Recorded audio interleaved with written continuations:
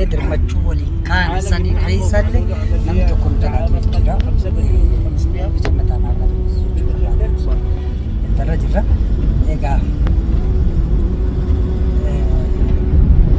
waan jiru ani namoota naannoo hawwachi jiraan jireenya gaarii waliin qabnu haala jiru keessatti harka wal qabannee kan sochoonu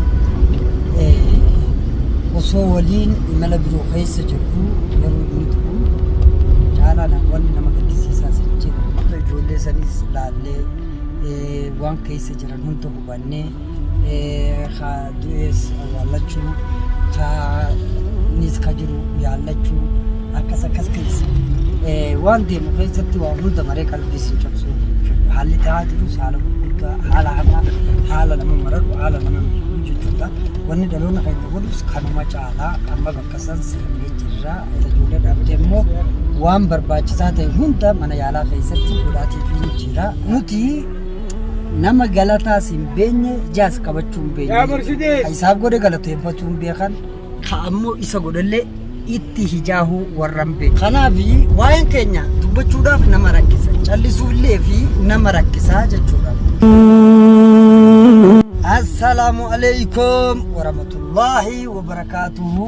Jala jirtanii daawwattoota hordoftoota Numaaf Miidiyaa narraas deebi'ee jira. Maaliin deebi'ee jechuun keessan maaliif badee jechuulleen inni oolu jechuu barbaade. Wanniin badee fi wanniin haala turee fi ijoollee sanis laaluu waan isaan barbaachisan godhuuf yaala barbaadu yaala godhuuf kan jiru immoo haala jiru irratti gartee waan jiru godhuu kanarraan ture. Kanaaf nuti waan jechuu barbaadu walumaa galatti Oromoo jechuun nama hijaas galataas hin beenye jechuudha. Hijaa galataas ka isaa godhe galatoonfachuus hin beeku ka isa godhellee hijaa'uu hin beeku jechuudha.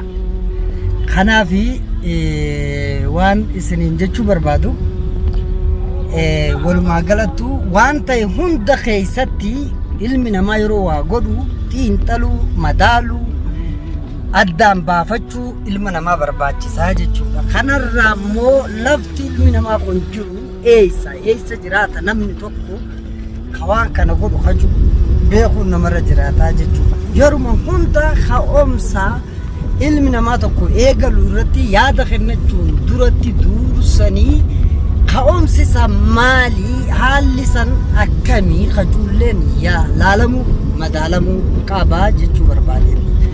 Kanaaf waa'een keenya dubbachuudhaaf nama rakkisa callisuullee fi nama rakkisaa jechuudha.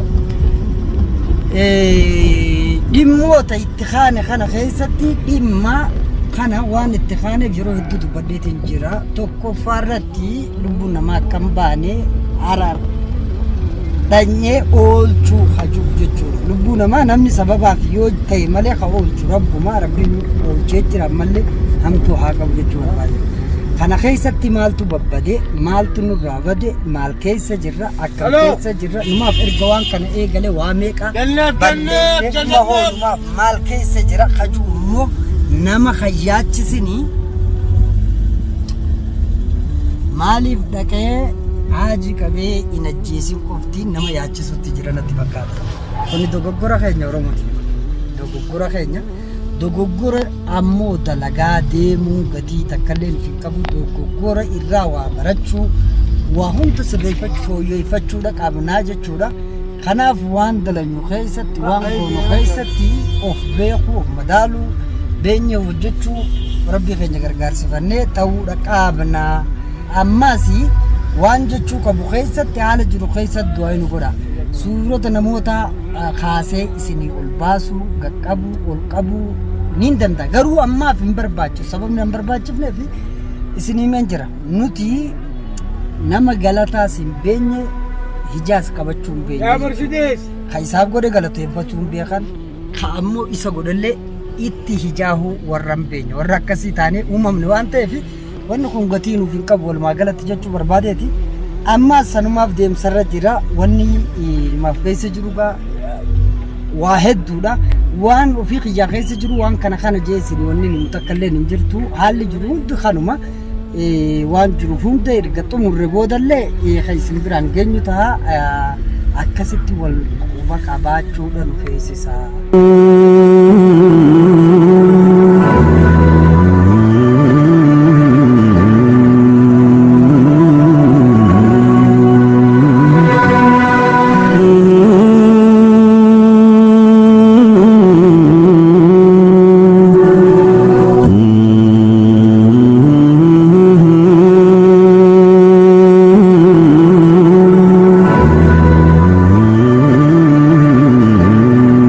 Oromoo ammas deemsarra jirra wanni nu qabate hedduudha waa hedduudha isinitti himaa oolus qalbii si cabsaa oolus hin barbaadani hedduudha jechuun akkanumaaf itti wanti na qabate hin jiru wanni nagaa qaba fayyaa qaba galata rabbii alhamdulillah jira kana jajjabaadha isinis bakka jirtanitti isinin jaaladha nagaa naa ta'a isinin jecha haala irra turre sanirraa wanti isinirraa amma ilaamaa banneef rakkoon mudate maali jechuu barbaadeeti rakkichi nu mudatee ijoollee waliin deemaa turre duraan agartee dirmachuu waliin kaan sanii keessallee namni tokko nu jalaa ture jechuudha bijannataan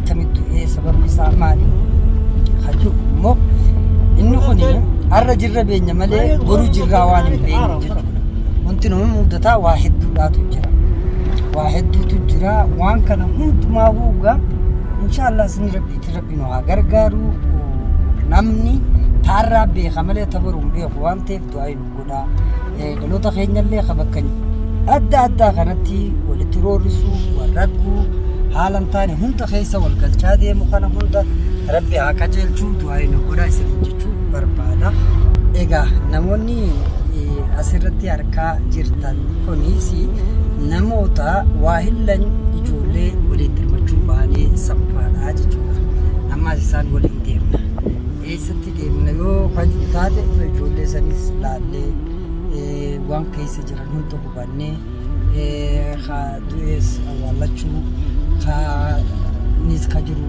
yaallachuu akkas keessa sababni akkamiin du'e jechuun keessan hinaafu kuni waan rabbi fide waan ilmi namaa fidee miti waan rabbi fide akkasitti yaadaa ture eeggattarra jirra egaa waan jiru beeku ani nama wajjin nyaannu ka wajji jiraannu jireenya gaarii qabnu haala jiru keessatti harka wal qabannee ka waliin sochoonu osoo waliin imala biroo keessa jirru yeroo inni ta'u caalaa namoonni nama gaddisiisaa sin jedhu egaa du'aa inaa godhaa sin jechuu barbaadeeti karra jirus tokko kana tajaajila dhaabdee immoo waan barbaachisaa ta'e hunda mana yaalaa keessatti godhaatiif hin jira ammaa horii fudheetiin achitti deemu jira inshaallah waan jira hundumaafuu tartiibuma isaatiin wal biraan geenye jechuu barbaadeeti maali inni guddaanii waan deemu keessatti waa hunda maree qalbii cabsuu haalli ta'aa jirus haala guddaa haala hamaa haala nama maradu haala nama miidhuu jechuudha wanni dhaloonni keenya godhus kanuma caalaa amma bakka san seennee jirra